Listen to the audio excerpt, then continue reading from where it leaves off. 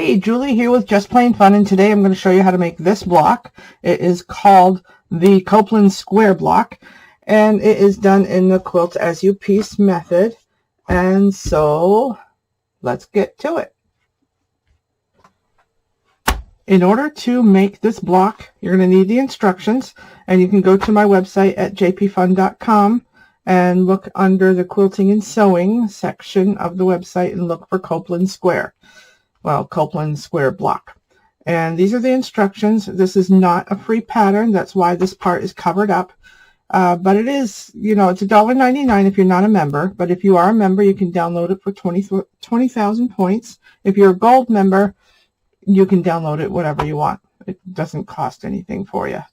All right, so what I have done is I have actually overcut all of the pieces here are cut a little bit bigger than they actually say in the instructions, so that way I can trim them down as I add each one.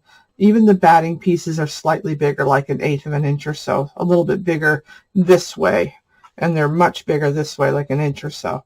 So what I'm going to do, for those people who have never seen any of these quilt as you piece blocks made, I'm going to start with this section here, and I'm going to start in the center and work my way out.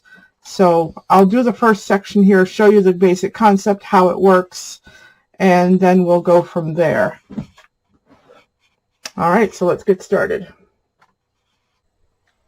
The items you're going to need. All right, so basically the concept is when I make these blocks, they are double-sided, reversible. The pattern on the back side is the same as the front. When I'm done piecing it, it's quilted and it's ready to be joined to the other blocks. Just like quilt as you go. You can use whatever method you want to join them together, but I'm going to show you a method where when I'm done, it's actually going to have 2-inch wide sashing between the blocks. It's a sampler. This is the way I want to set this up. It's going to be throw size. But I really don't know all of the blocks that are going to be in it, and this is block number 18, I believe. I'll double check, but I believe it's block number 17 or 18, and there's going to be 30 blocks in all. So let's get started with what you need. I'm using 2 types of glue, and this glue here is Elmer's school glue, washable. And I use this for the seams, and this is a washable, all-purpose washable glue stick.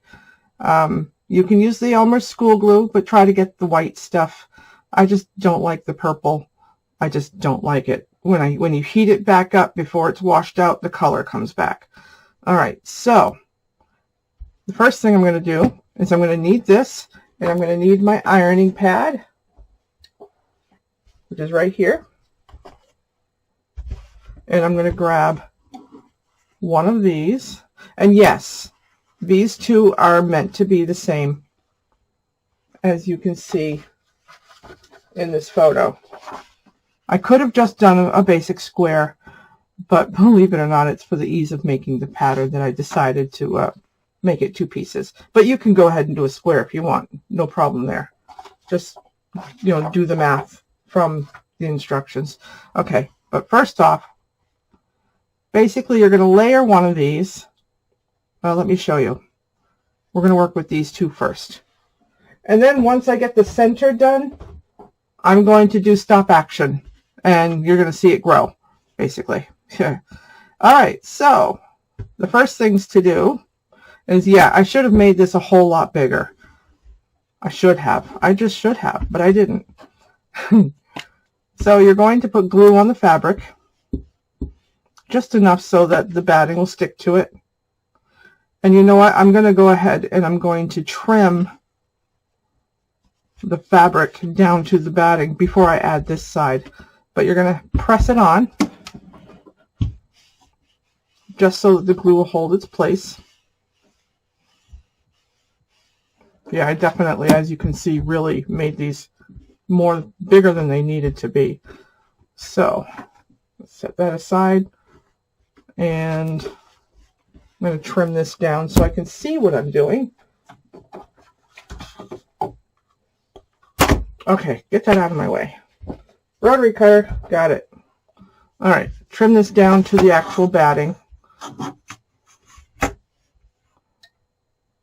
And you do want to cut it down to the batting, because even the batting is a little oversized.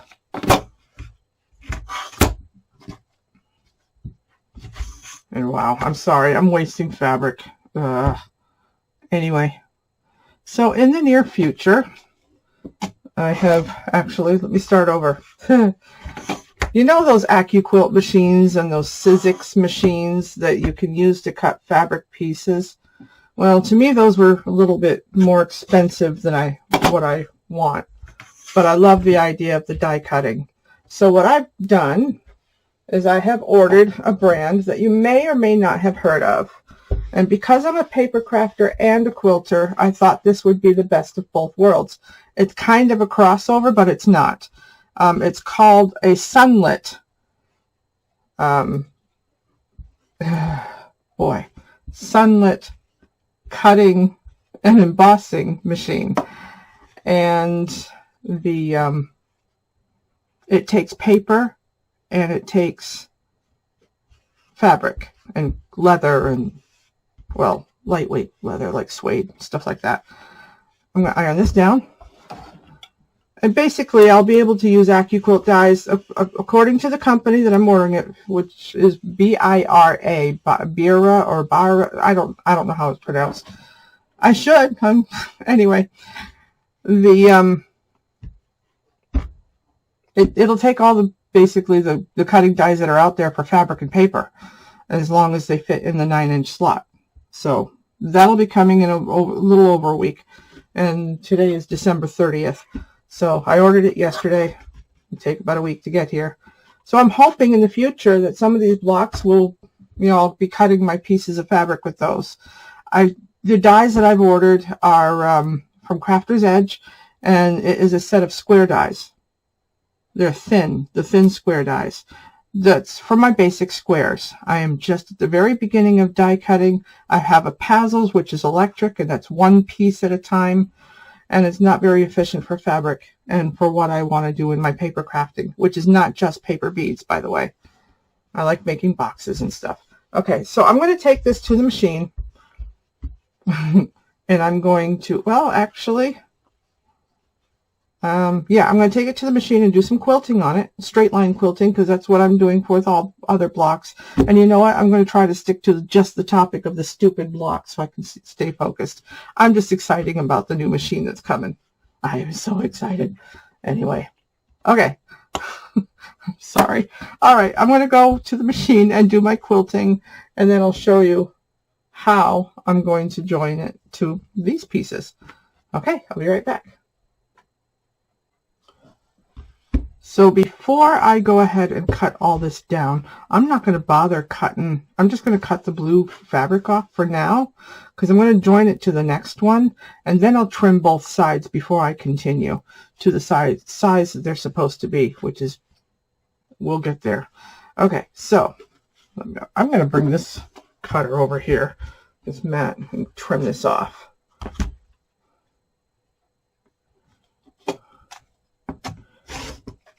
All right, it's going to take me just a moment. And I'm not going to bother cutting the ends off, simply because I don't have to do that until I am ready to trim here and here. So basically, I'm building this unit here. And maybe I'll just have you watch me fast forward through the whole process. We'll see. We'll see. We'll decide when I get there. Okay.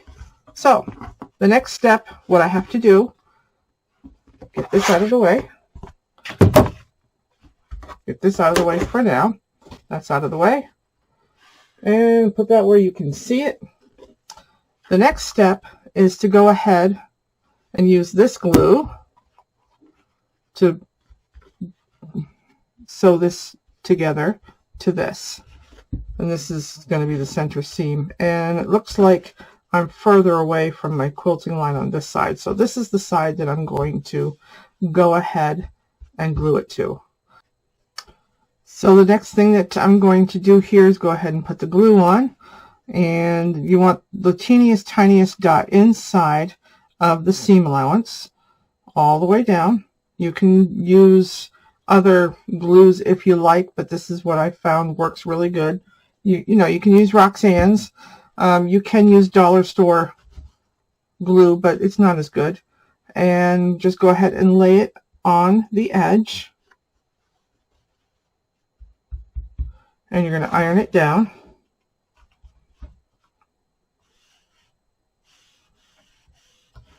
That's it for that. And then you're going to flip it over, and you're going to do the same thing with this color here. And it's a good thing that it's definitely too long, because we can trim it down to the size it's supposed to be. And the size is in the instructions. All right, and I'm going to go ahead and glue that. And this is definitely one of those patterns that you can make with scraps, and you don't even have to cut down, you know, cut them down too much. You don't have to cut them exact, is what I'm trying to say. All right, so what I'm going to do now is I'm going to take this over to the sewing machine. I'm going to do a 1/4 inch seam down here, and then I'm going to use this. I'll probably trim it. When I open it up, I'll trim it down, so that way I know where this is, since this is not as long, and I just want to make sure that I get both ends covered. So I'm going to go ahead and just do the seam allowance first, and then I'll trim it down, and then I'll add this, and I'll show you how I do that. I do basically a zigzag stitch. Okay, the stitch length that I'm using for all my seams, because we're going through 3 layers, and now we're going through 5 layers, is 3.0. With the batting, I have I was able to program my sewing machine. I know most people are not able to do that, but I have the width set at 4.0. No, the length at 4.0. Oh boy, I don't remember. I have it set at the widest that I almost can do, so it's 6.0 is how wide it is, and the length is 4.0. All right, I will be right back after I do the stitching, and then I'll show you how I trim this up. I can do that right here. Okay, so I am back from the sewing machine, and yes, I do use a thread saver, or at least that's what I call them. You can call them a charger, you can call them a beginner, and I did use an ender as well. Beginners and ender as well. I don't do a secondary quilt from those. This is the way I use them. Basically, they catch the little spider that happens underneath. Okay, so this is the next step. You press your seam, and you want to open it like this, and you're going to press this. Now, if I had already cut down all my pieces exactly the way size they needed to be, I wouldn't bother with trimming this up. I would just add my batting, but I need to know exactly where to place my batting. And this is going to be trimmed off because I know this is too long, and I caught my little charger or thread saver in it. Okay, so what I'm going to do, I'm going to double check my measurement, and no, I'm not going to show it to you. You're going to have to download the pattern. And there will be somewhere later in this video a secret code that you can use to claim 20,000 points, if you remember, and then use those points to download this pattern. So it's free to sign up. If you want to be a gold member, it could take a long time, or you can just pay for it all in advance, $95 forever, one payment, and no more after that. And let's trim this side first, just to make sure it's straight. And yeah, I should have used a light color because now I can't see my seam. Huh. All right. Well, I'm kind of embarrassed. I can't see my seam here to make sure I'm doing a straight cut. And really, all I want to do is take off enough there so that I can get an accurate cut on this side. And it says to be a certain length, so let me take a look at that length. Got it. Okay.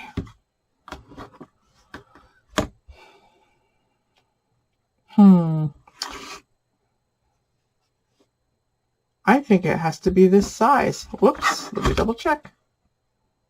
Oh, that's a little bit long. Sweet. I like that. Good. So as long as I cut it the same length as this, I'm good. Because this is actually too long. Nice. So if I cut it a little short, that's even better. Ooh, I'm glad I looked on this side. Let's trim that off. Whoops. Yeah, see, I'm way off, which is a good thing at this point, early in the making of this silly little block. Okay. That looks pretty straight. That looks pretty good. Okay. Now, to do this properly, I'm going to cut it down to the same size as this piece of batting, which maybe even slightly under, because this is definitely longer. So I'm going to take off another 1/4 of an inch, just so that, because it kind of stretches a little bit when you're on the sewing machine. So it's always a good idea to cut it longer than it needs to be. So that way it'll work. And this is definitely longer than it needs to be. So what you do is you take it to the sewing machine, you pull this back, and because I want this batting to be longer than it needed to be, I'll butt it up and I'll do my zigzag stitch, and I will be right back. Back from the sewing machine, and I've done the zigzag stitching. You can probably see it here on this side, and it basically holds the batting in place. So the next step is we want to iron this down so that it will stay put. And then we're going to do some quilting. All right, and so pull this out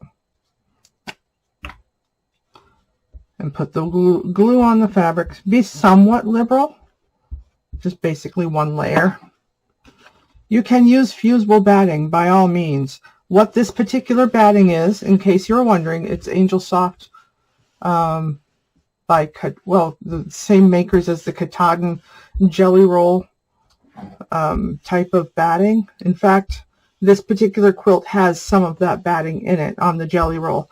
The idea here is you can use your batting scraps to make new quilts, just as long as you have all of the batting that you have for scraps is the same type, same company, same type. That works best.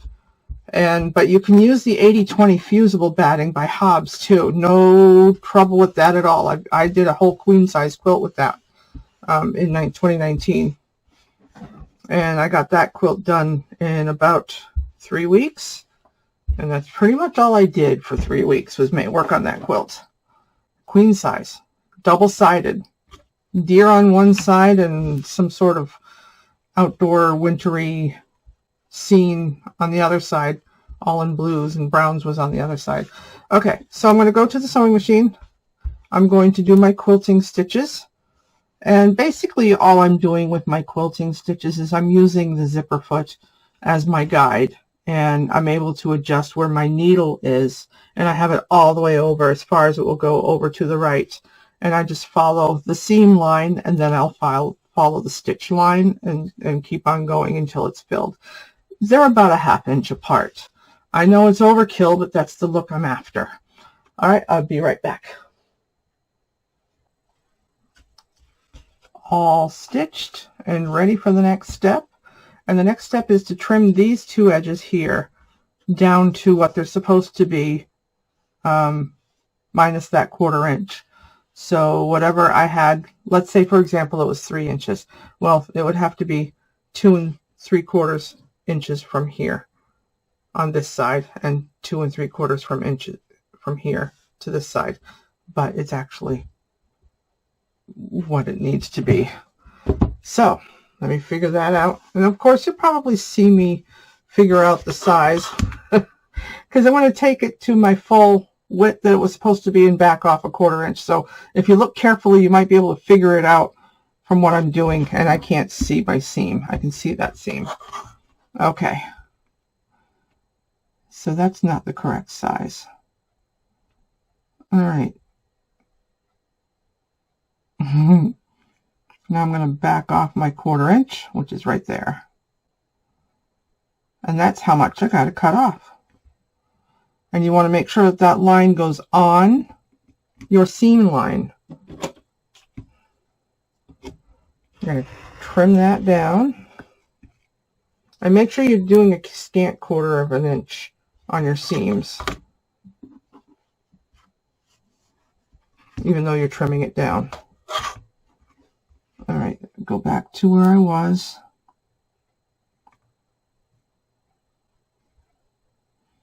Not that one.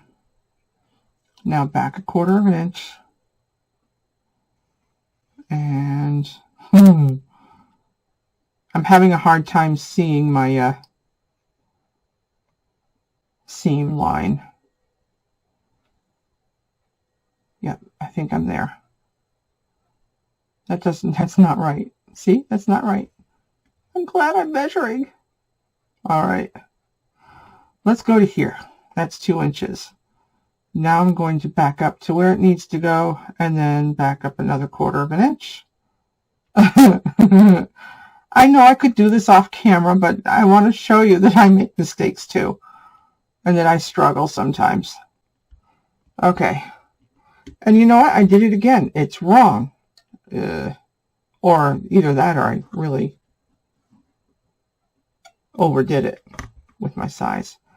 Okay, that is the actual place where it was, and now this is where I need to cut it. I cannot believe that I really cut it that much off. I just didn't want to make a mistake. All right. And I don't have my weight with me. I actually use a weight on my rulers to keep them in place, but I don't have it with me right now.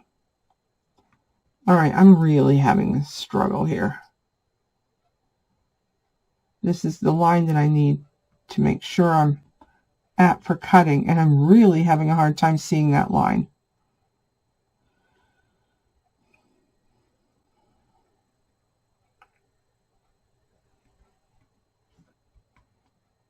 And no, it's not supposed to be a square. Okay, now I can cut. Yeah, years ago, because I also make paper beads, and I use a rotary cutter and have for years, I hurt my hand right here by stretching too much. So I bought myself a weight, which relieves the stress on my hands, and I just forgot to have it today. So yeah, we're looking good. Yeah, let's see. I'm so glad you can barely see the seam because it looks good. Okay, so the next step is to continue on. Let me move this stuff out of the way so that I can show you what pieces are going on next. And I am going to just go ahead and do it and fast forward through this next step. So, but let me show you what I'm doing. Okay. So what I'm going to fast forward through is this section here, all the way to the corners. And then I'll regroup and I'll trim. Well, maybe you get the idea. I'm doing this here, and then I'll be doing these. That's basically it in a nutshell.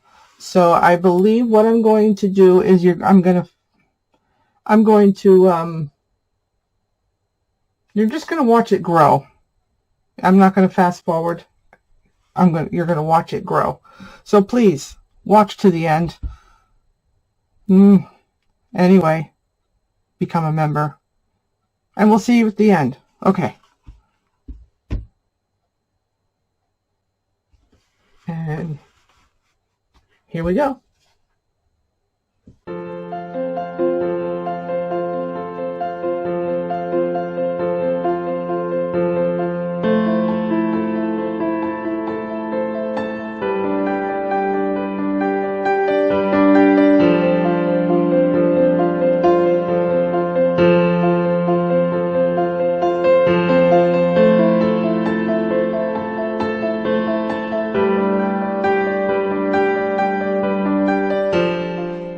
Now that the square is all stitched together, it's time to trim it. And I do want to give you a note on how I was able to get these centered the way I did it. The center seam actually helped. What I did is I used a ruler and lined the ruler up on the center seam here, and then just lined up these points to it, and just like that. And then I was able to center this on this strip. That's how I centered it. Okay, so now I'm going to pull out what I need to get this trimmed up to its 10.5-inch size. Pull this out. And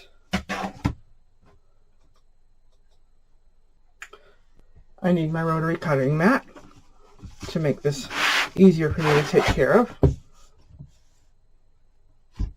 All right. And I did test earlier off camera to make sure that I was on the right track with my size, and look at that, it's going to be just about right. So I'm going to take a moment, get this lined up, and then you're going to see the weight on it next. Now I'm ready to go ahead and trim, and I didn't bother with a stay stitch going around. I figured it'll be fine without it. Okay, so I'm going to go ahead and trim these.